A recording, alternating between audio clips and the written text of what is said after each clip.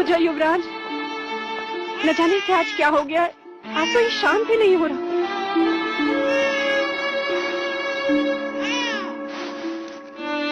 नहीं राजा, लगता है कुमार को किसी की अशुभ दृष्टि लग गई है। लौशिका, युवराज की नजर उतारो शीघ्र।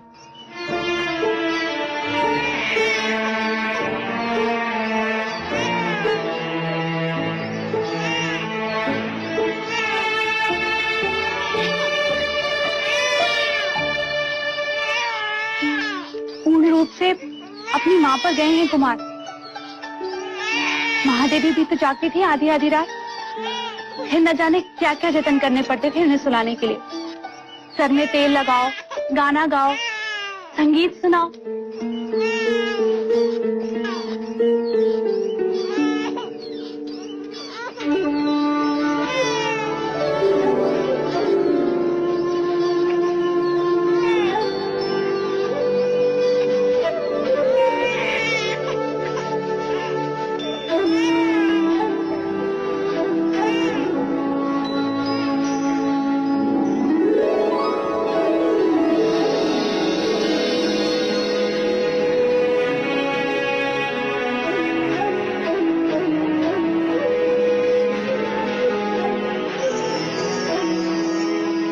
देख तो प्रजापति, तेरी बांसुरी सुनकर कैसे शांत हो गया।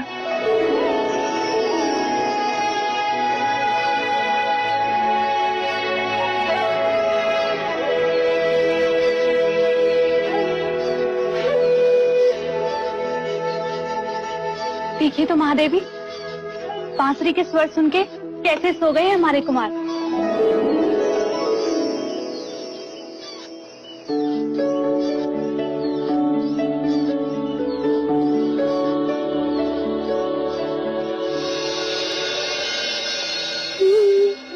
ये क्या कर रही हो मंगला?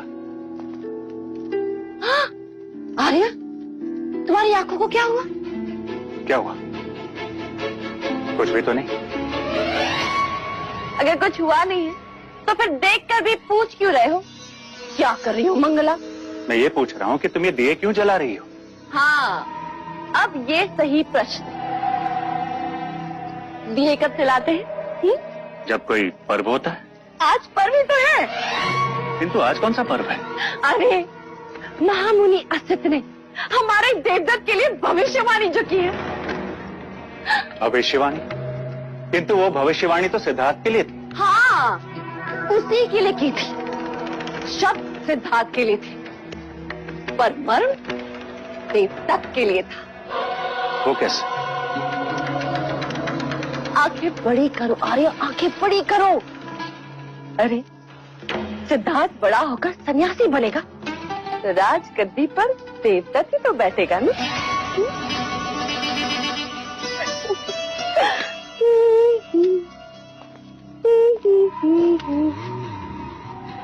कितनी दूर तक सोच लेती हूँ।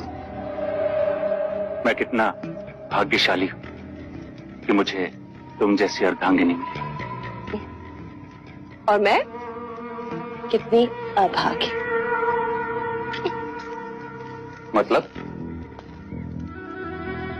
मतलब मूछे होती तो महाराज बनते। मांग है इसलिए मंगला।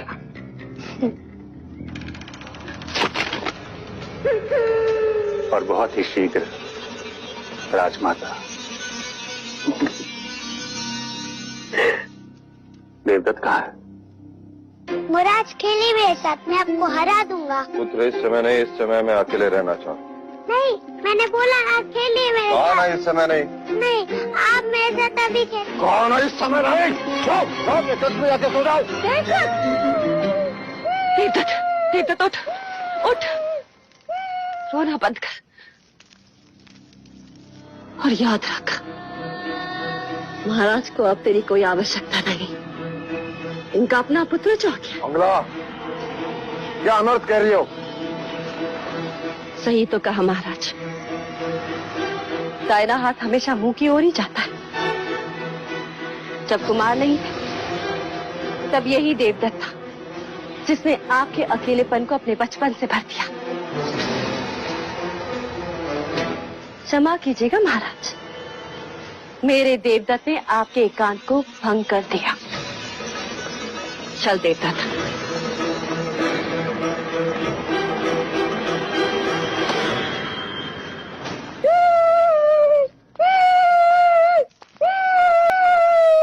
शांत शांत हो जा, मैंने कहा ना, एकदम चुप चुप हो जा। धीरे धीरे मंगला दीदी, सिद्धार्थ अभी अभी सोया है। तुम्हें क्या हुआ, तुम क्यों रो रहे? आज महाराज पहली बार देवदत्त पर क्रोधित हुए हैं। महाराज क्यों? आपके कारण। हमारे कारण? आप महादेवी माया को वचन देकर भूल गई महादेवी प्रजापति। आपने कहा था कि आप दोनों का ध्यान रखेंगे, परंतु युवराज सिद्धार्थ के लालन पालन में इस तरह डूब गई हैं आप कि व्यथा में डूबे महाराज पर ध्यान ही नहीं रहा आपका। माँ तो बन गई, परंतु पत्नी का धर्म भूल गई। इस समय जब महाराज को आपके शयन कक्ष में होना चाहिए, वो व्यथित राज्यसभा में बैठे हैं। आप महादेवी हैं, किंतु आयु में मैं आपसे बड़ी हूँ। आपका ध्यान रखना मेरा कर्तव्य है, इसलिए बिना मांगे आपको सलाह दे रही हूँ। ऐसे कोमल अवसर में अपने पुरुष को अकेला नहीं छोड़ना चाहिए। आप समझ रही हैं ना? चल देखा।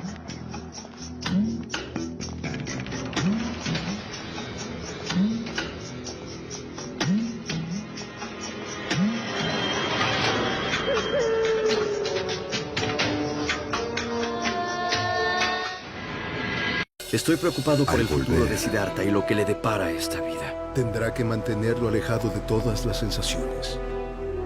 Eso lleva a un hombre a renunciar a todo.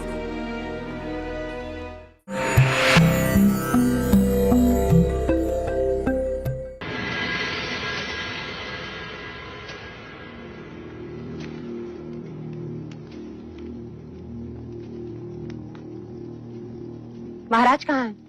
अभी अभी प्रशिक्षण क्षेत्र की ओर गए हैं महादेवी।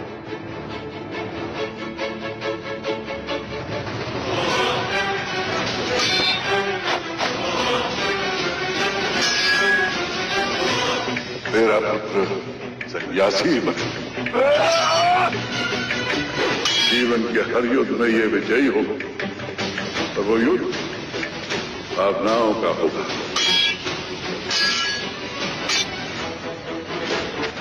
भले इसने तेरे क्षत्रिय कुल में जन्म लिया हो, पर रूप सन्यासी का लेकर आया है। क्षमा महाराज, दोष तुम्हारा नहीं, मैं बेध्यान हो गया था।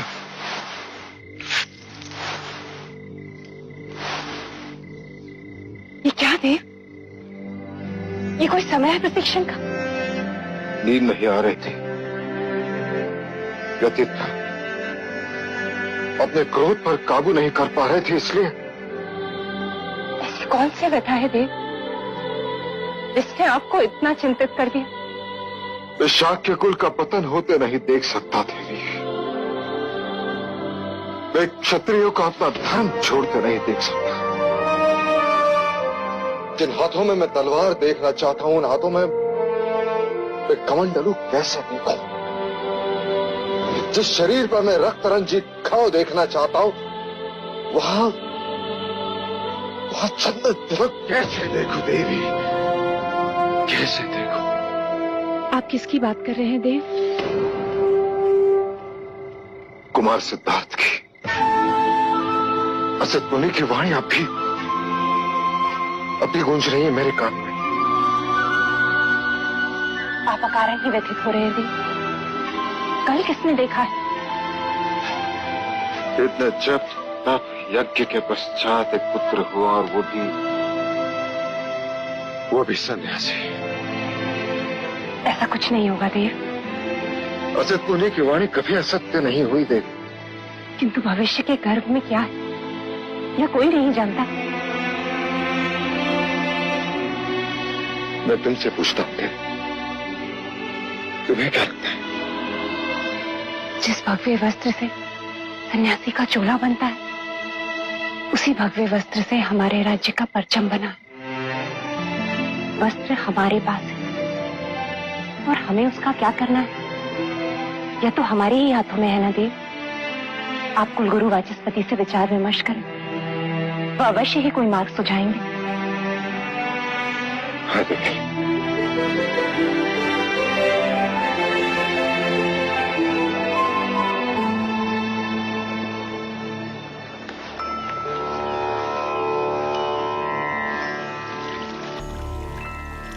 Oremos para que se cumplan todos los deseos futuros, que sean una gran verdad y que todo sea perdurable.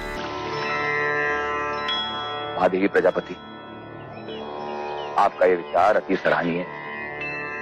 यदि हर परिवार अपने मृत आत्मा की स्मृति में एक वृक्ष लगाए और उनका जतन करे, तो पृथ्वी सदैव हरित रहेगी और उनकी स्मृति भी जीवित रहेगी। आज हमने ये वृक्ष लगाकर महादेवी महामाया की स्मृति को सदैव के लिए धरती से जोड़ दिया। महादेवी महामाया की, महादेवी महामाया की, महादेवी महामाया की।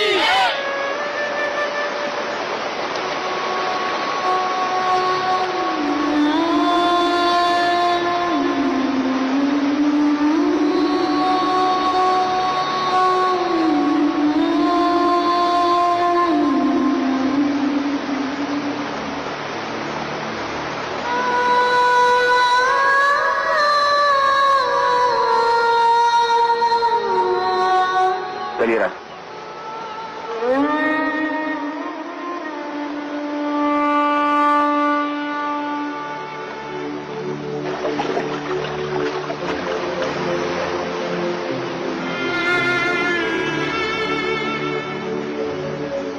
गुरुवर्य, मुझे आपके मार्गदर्शन की आवश्यकता है।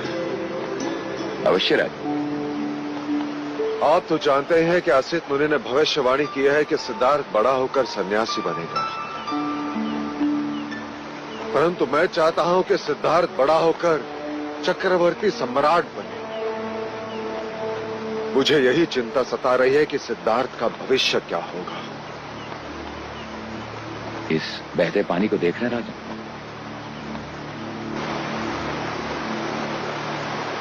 यदि आप इसके प्रवाह को मोड़ना चाहेंगे तो क्या करेंगे राजन? गुरुवर्य, एक गहरी नहर बनानी होगी ताकि पानी उस नहर से बहे। परंतु इसका प्रवाह तो सीधा है। यदि ना मुड़ा तो पानी को रोकना होगा गुरुवर्य। उसके आगे बांध बांधना होगा ताकि पानी का प्रवाह मुड़ जाए। सिद्धार्थ का जीवन भी इस बहते पानी की प्रवाह की तरह है राजन। यदि आप उसे योद्धा बनाना चाहते हैं तो क्षत्रियता की गहरी नहर खोदनी ही पड़ेगी। बैरागी बनने से रोकना चाहते हैं तो माया और करुणा के आगे बांध बांधना ही होगा। असित मुनि की दृष्टि एक सन्यासी की है, इसलिए उन्हें सिद्धार्थ की महानता केवल एक सन्यासी बनने में दिखती है। परंतु आप क्षत्रिय हैं, इसलिए आपको सिद्धार्थ की महानता एक चक्रवर्ती सम्राट बनने में दिखती है। क्षत्रिय धर्म से सींचोगे तो क्षत्रिय ही बनेगा। शारीरिक बल, शस्त्र संचालन, घुड़सवारी, हाथी प्रशिक्षण की ऐसी शिक्षा दीजिए कि वो योद्धा ही बने राजन। करुणा और माया से उसे सदैव दूर रखना राजन। वो मनुष्य को बैराग की ओर ले जाते हैं।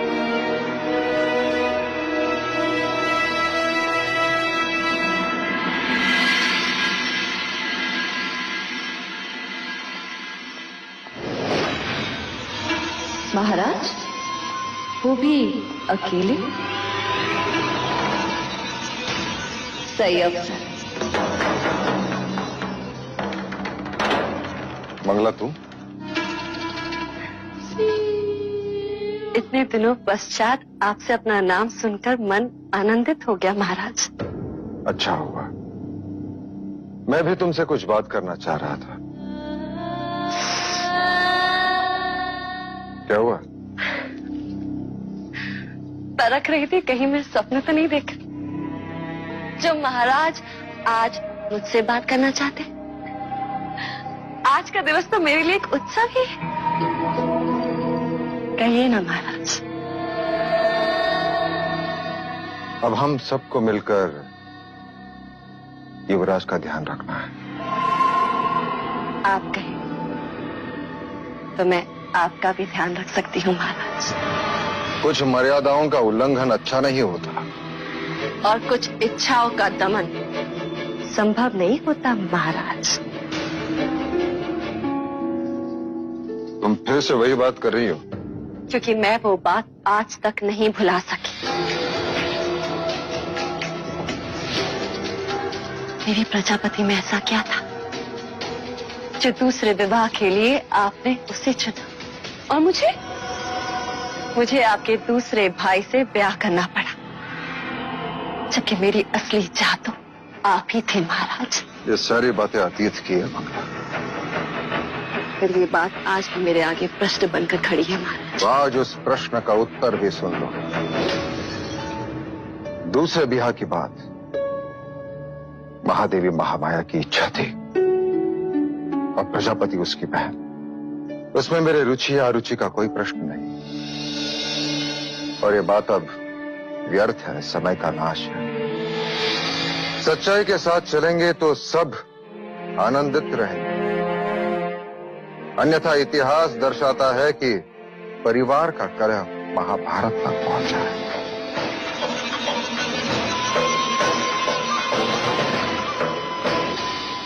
महाराज शुद्धोदन, पहले मेरी दृष्टि केवल आप पर थी, परंतु अब आपके साम्राज्य पर भी है। कपिल वस्तु की महादेवी नहीं बन सकी,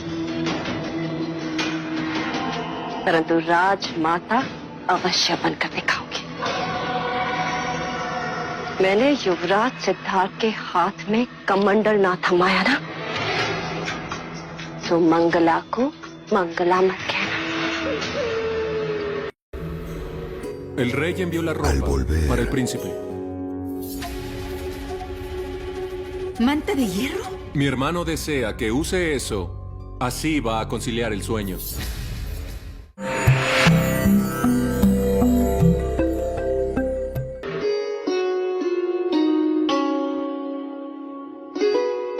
अब देखें कैसा लग रहा है। महादेवी प्रजापति, क्या हम भीतर आ सकते हैं? आपको भीतर आने के लिए आज्ञा की आवश्यकता कब से पड़ी? आइए छोटे राजा।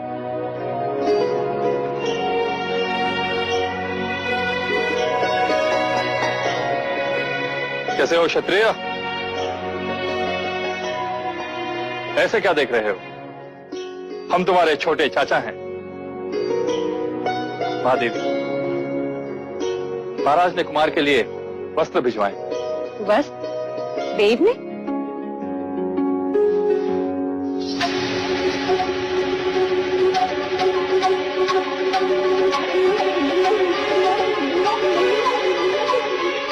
लोहे की चादर? प्रति रात्र कुमार को यही वस्त्र उड़ाकर सुलाया जाए, यही भाई महाराज का आदेश है। महाराज चाहते हैं कि कुमार अभी से लोहे से खेलें, उसे छुएं, उसे अपना लें, जिससे बड़े होकर उन्हें लोहा भारी न लगे। आपके भाई महाराज इस वक्त हैं कहाँ? पता नहीं महादेवी, किसी गुप्त मंत्रणा के लिए गए।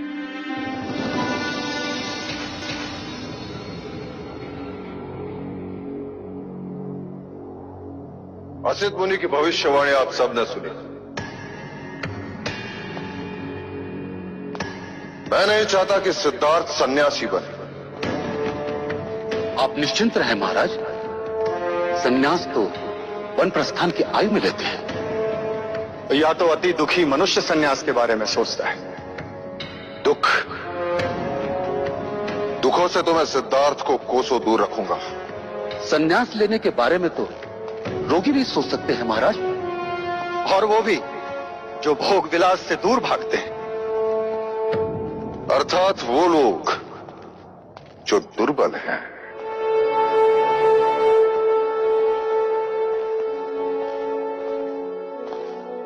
इसका तात्पर्य यह है कि हमें दुखी और दुर्बलता से, गरीब, रोगी और वृद्धों से सिद्धार्थ को दूर रखना होगा। परंतु ये तो असंभव है महाराज। राज्य में गरीब, वृद्ध, रोगी, प्रजाजन तो रहेंगे ही। उन सबसे सिद्धार्थ को कैसे दूर रख सकते हैं?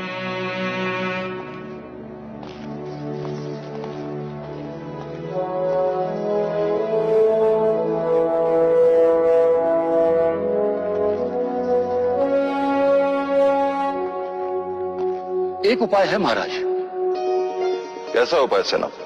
क्यों ना हम राज्य के सभी दुखों को बाहर कर दें। महाराज, क्यों ना हम रोगी, वृद्ध और आर्थिक रूप से पीड़ित ऐसे मनुष्यों को कपिल वस्तु से बाहर फेंक दें। क्या संभव है सेनापति सुमन? हम ये नहीं कर सकते। हमारा कर्तव्य प्रजा की सेवा है, उन पर अन्याय करना नहीं। हम उन पर अन्याय नहीं करेंगे, बदले में हम उन्हें उत्तम जीवन देंगे। अर्थात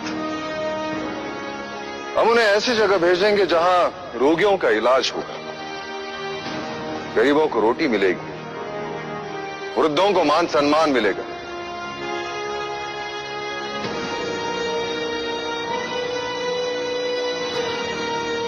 क्या आपको मेरा प्रस्ताव अच्छा नहीं लगा?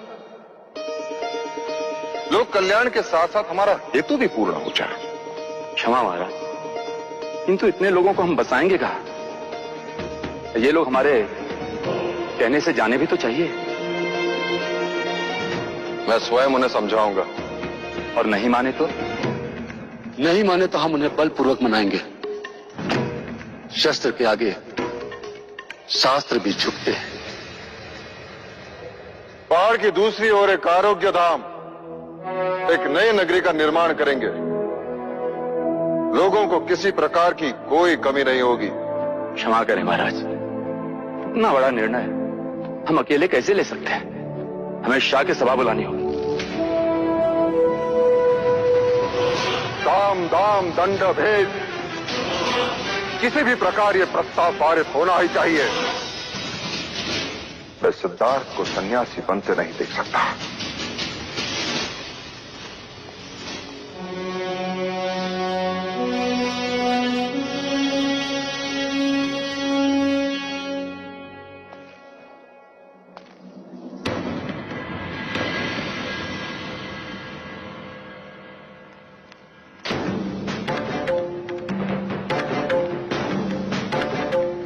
हमारी सभा संबोधन के बाद प्रस्ताव सर्वानुमति से पारित होना चाहिए। आप निश्चिंत रहे महाराज, सभी को समझा दिया गया। कोई सिक्कों की बोली समझा तो कोई तलवार की भाषा। कोई विरोध शेष नहीं है। अब यहाँ वही होगा महाराज जो आप कहेंगे।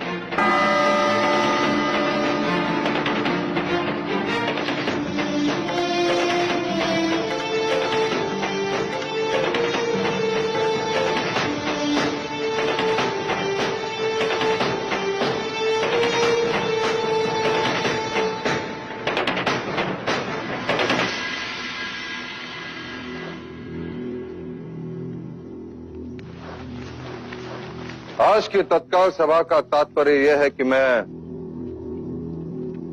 कौशल राज और मगध पर आक्रमण करना चाहता हूं।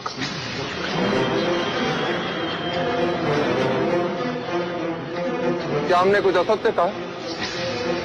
क्या हमें से हर एक शाक्य ये नहीं चाहता कि कपिल वस्तु का विस्तार हो? किंतु उन दोनों से युद्ध का विचार तो आत्मघाती है महाराज शुद्धोधन। कीचक जी, मैं 20 वर्ष पश्चात की बात कर रहा हूं। यदि कल फल खाना हो तो उसका बीज हमें आज ही बोना होगा। कल के युद्ध के लिए आज हमें एक ऐसे नेतृत्व को ढूंढना होगा जो आने वाले कल में हमारा सेनापति, सम्राट हो।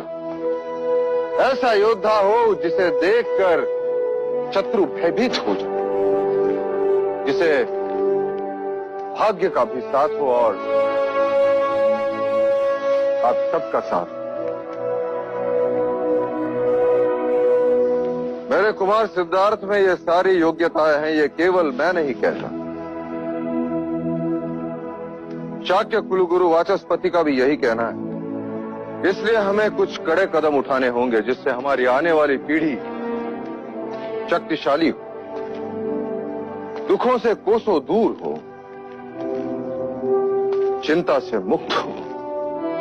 इसलिए मेरा यह सुझाव है कि हम एक नई नगरी का निर्माण करें,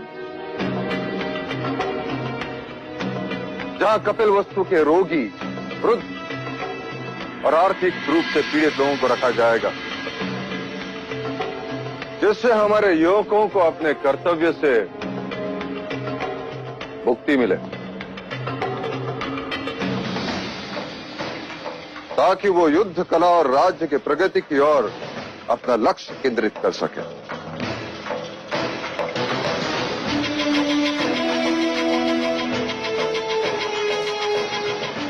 यदि मेरे प्रस्ताव पर किसी का विरोध हो तो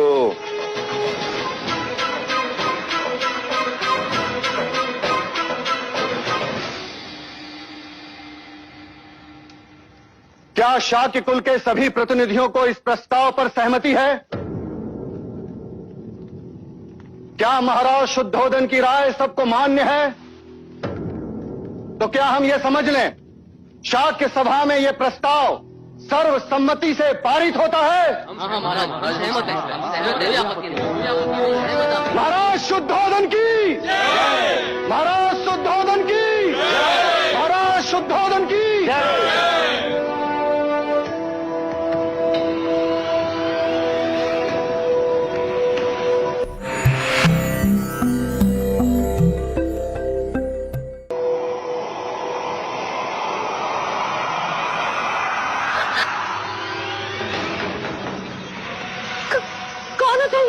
हाँ, हमारी दादी तंत्र मंत्र जानती हैं। आपने कहा था ना। लीजिए, इस बादाम को आप अपने पास रखिएगा। देखिएगा, आज आपको कोई न कोई शुभ संदेश मिलेगा। हाँ, ठीक है, जाओ यहाँ से। शुभ संदेश मिलते ही इसे पानी में बहा दीजिएगा। हाँ, ठीक है, जाओ। आओ दादी।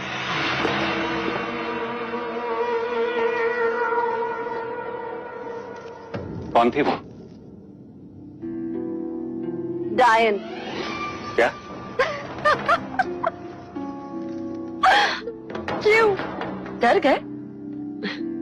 कामुका की दादी, तंत्र मंत्र में इनका जोड़ ही नहीं। आप बताएं, शाक्य सभा में क्या हुआ?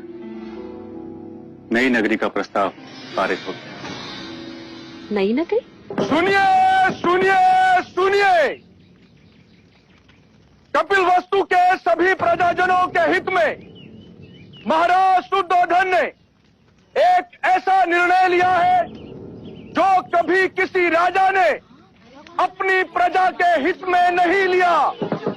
सुनिए, सुनिए, सुनिए। बात तो भाई महाराज के स्वार्थ की है, किंतु दिखावा परमार्थ का। और ये प्रजा है कि उनको और कुमार सिद्धार्थ को आशीर्वाद दे रही है। नई नगरी? सचमुच? ऐसा परमार्थी राजा ना हमने कभी देखा न सुना। कुमार सिद्धार्थ झुक जिए। ये तो अनर्थ है। प्रजा की आंखों में धूल झोंकने की बात है आर्य। हमें कुछ ऐसा करना होगा जिससे महाराज का मुखौटा उतर जाए, प्रजा को सच्चाई का पता चले, महाराज शुद्धोधन अपमानित हो और कुमार सिद्धार्थ को भी प्रजा अभिशाप माने। किंतु ये कार्य करेगा कौन?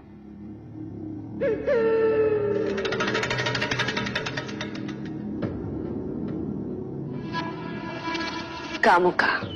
नई नगरी का लाभ लेने के लिए सभी गरीब, वृद्ध और रोगियों को 2 दिन में कपिलवस्तु छोड़कर वहां जाना होगा। यह फैसला जनहित में है, इसलिए महाराज आप सभी से सहयोग चाहते हैं, जिससे बल का उपयोग ना करना पड़े। ऐसे कैसे बोल रहे हैं ये लोग? हाँ, ऐसे कैसे कर सकते हैं राजा, बताओ तो।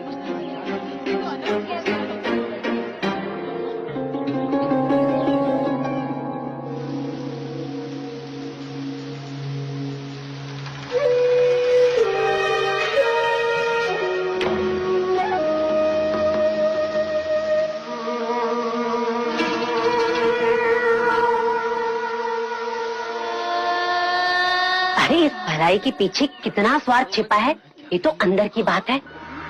एक बार यहाँ से निकले ना तो मानो पहुँच गए शमशान घाट। अरे उसके बाद तो वापस आने का नाम भी नहीं ले पाओगे तुम लोग। बताओ ये सब किसके कारण? कुमार सिद्धार्थ के कारण। कहते हैं उन्हें दुख नहीं दिखना चाहिए वरना कुमार सन्यासी हो जाएंगे। इससे तो अच्छा होता कि कुमार पैदा ही ना होते। महल में दिए जले इसलिए हमारे घर में अंधेरा। क्यों? अरे कहते हैं बड़ा भाग्यशाली है, जन्म लेते ही माँ को खा गया और अब बड़ा हुआ तो ये कपल वस्तु खाली करवा रहा है। ये कैसा भाग्यशाली है? हाँ महाराज को रोकिए महादेवी प्रजापति। पुत्र प्रेम में पिता अंधा हो सकता है, ये तो सुना था, पर इतना क्रूर इतना कठोर भी हो सकता है, ये पहली बार देखी। क्या हुआ मंगला दीदी? महाराज कपिल वस्तु से सारे दुखी, निर्धन, वृद्ध, रोगियों को राज निकाला दे रहे हैं। क्यों? युवराज सिद्धार्थ के लिए, जिससे वो दुख ना देखे, उनमें करुणा ना उपजे और वो कभी सन्यासी ना बने। महादेवी माया होती ना तो ऐसा कभी नहीं होने देती। महाराज को रोकिए, कहीं प्रजाजनों में असंतोष फैल गया ना तो अनर्थ हो जाएगा।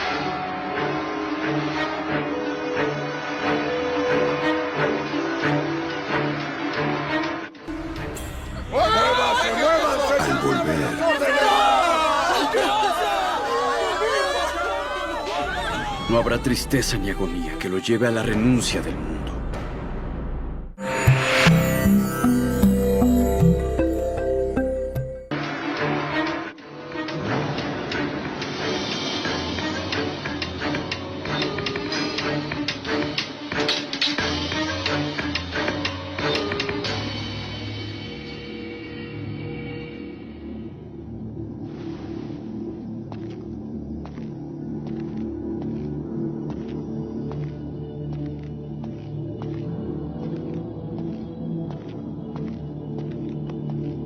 प्रजापति तुम?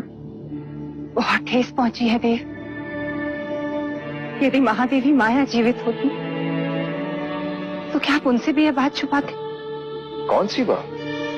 यह कैसा न्याय है देव कि मुनिवर असित ने भविष्यवाणी की और आपने पूरे कपिल वस्तु को बेघर कर दिया। अच्छे भविष्य के लिए वर्तमान को दंड भुगतना ही पड़ता है देवी। किसका भविष्य? कुमार सिद्धार्थ का। तो उसके लिए प्रजा क्यों दंड भुगते?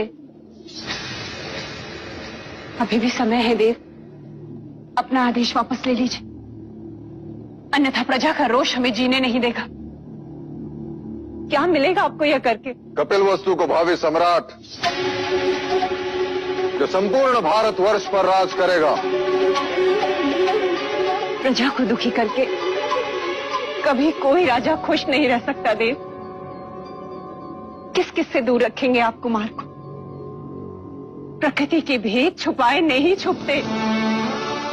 आप उनसे मनुष्य का दुख छुपाएंगे, मृत्यु छुपाएंगे, किंतु वृक्ष से गिरते पीले पत्ते कैसे छुपाएंगे? मुरझाते फूल कैसे छुपाएंगे देव? देवी तुम्हारी भावनाएं मुझे दुर्बल कर रही हैं। और पुत्र प्रेम आपको निष्ठुर। कहीं ऐसा ना हो कि कुमार बड़े हो और इस कांड का उल्लेख निकले तो उनका सर शर्म से झुक जाए। प्रजापति, ये मत भूलो कि मैं उसका जन्मदाता हूं। मेरा अधिकार तुमसे बढ़कर है। मैं उसके लिए जो कुछ भी कर रहा हूं उसके हित में कर रहा हूं। ना वो दुख देखेगा ना मृत्यु जिससे वैराग्य उत्पन्न होता है।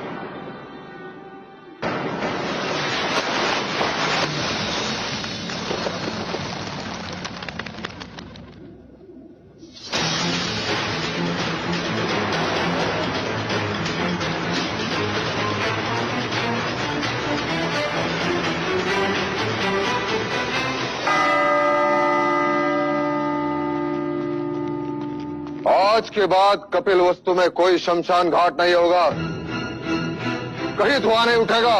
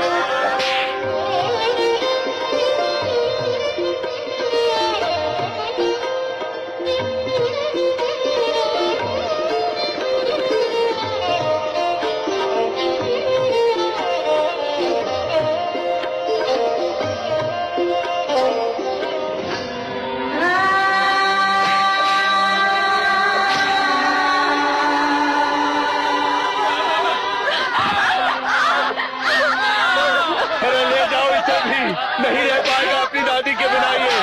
अरे कल बीमार होगा तभी लेके जाओगे इसे तुम।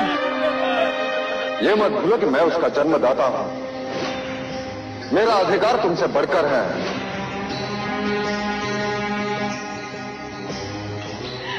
महादेवी, महादेवी, ये मनुष्यता नहीं है महादेवी। जब करुणा ही नहीं होगी तो मनुष्यता कहाँ से होगी? इतना अत्याचार मत करो हम पर, मत लो हमारा अभिशाप।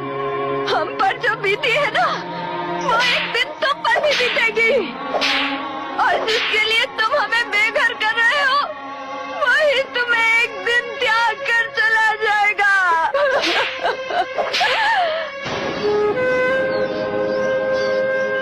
मैं तुझसे पूछ रही हूँ, और कितनी देर लगाएगा तू? और तू कब से निष्ठुरों का साथी बन गया? बोल, चुप क्यों है तू? क्या हमारा सुख तुझ तक नहीं पहुंचता? इस आतंक को देखकर तेरी आंख से आंसू क्यों नहीं बहते?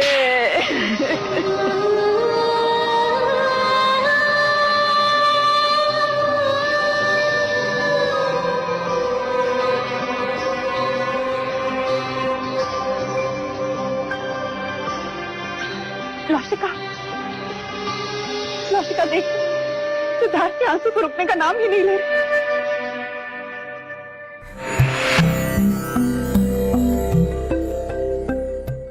भाई महाराज, अब इस नगरी में कोई वृद्ध नहीं, कोई रोगी नहीं, कोई दुखी नहीं है देव।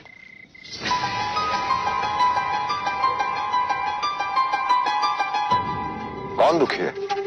कुमार सिद्धार्थ। उनके आंसू नींद में भी रुकने का नाम नहीं ले रहे। वह सुषेण को तत्काल बुलाया जाए। जी भाई महाराज। दुख केवल तन में या आसपास नहीं होता, मन का भी होता है। मन के दुख का क्या करेंगे देव? क्षत्रिय के मन में केवल स्वाभिमान रहता है, दुख नहीं।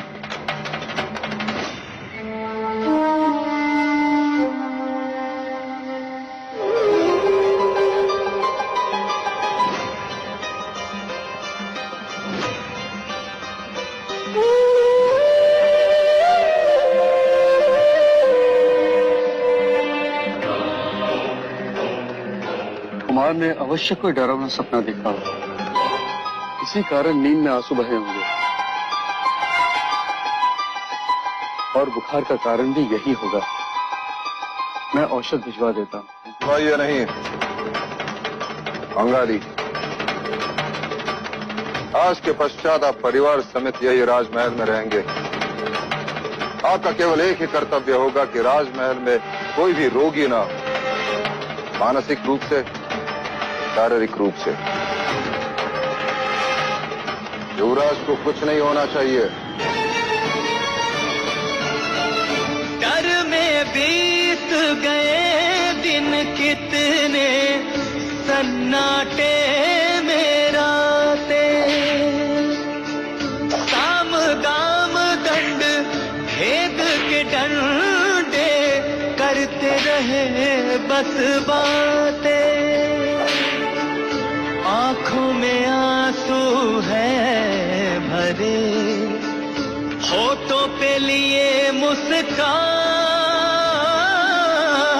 समय बीतता चला गया पर कर गया जग वीरान, कर गया जग वीरान।